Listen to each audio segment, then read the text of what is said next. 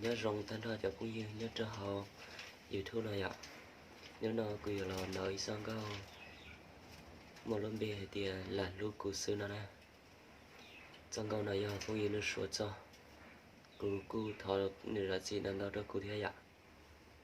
Vì thì cũng muốn được sang câu cho là đầu trong cái sự đời tâm lòng này nào cụ thọ ra là gì đang đâu thế nào. Cụ thì chỉ cho là ô thế giả chỉ rong ạ. Cụ mới cho là đầu số guitar gì cho bé sự đời. Thì tôi cho tôi giải luật tao cỡ tao xấu xí xí ạ.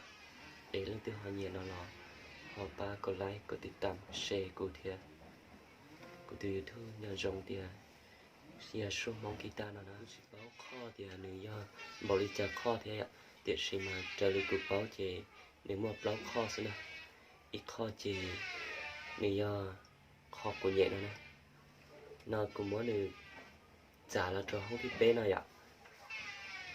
Tao nó là của cô chỉ có sửa thì mà cô muốn trả là nhớ là trao kho nó gì cô giờ thì kho đi ạ, kho đi thì một trao kho bì ạ, là một trao kho y nè, đi trao kho e, trao cam trao kho đi. Lần tiêu họ nhiều thế nào là giờ rồng so nó cá, cỡ lai nè.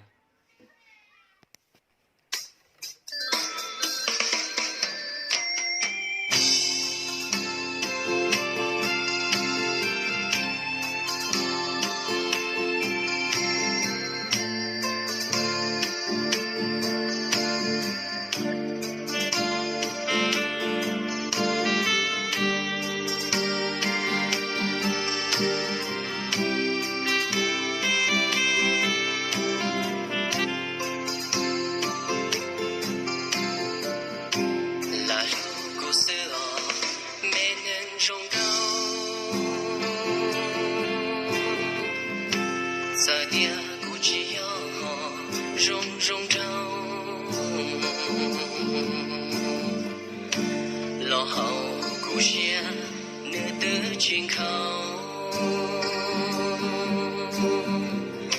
lũ tàu có lỡ chỉ muốn nụ bao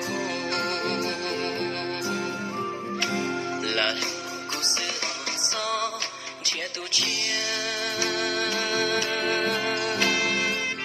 giờ tia cụ chia mua mua nhẹ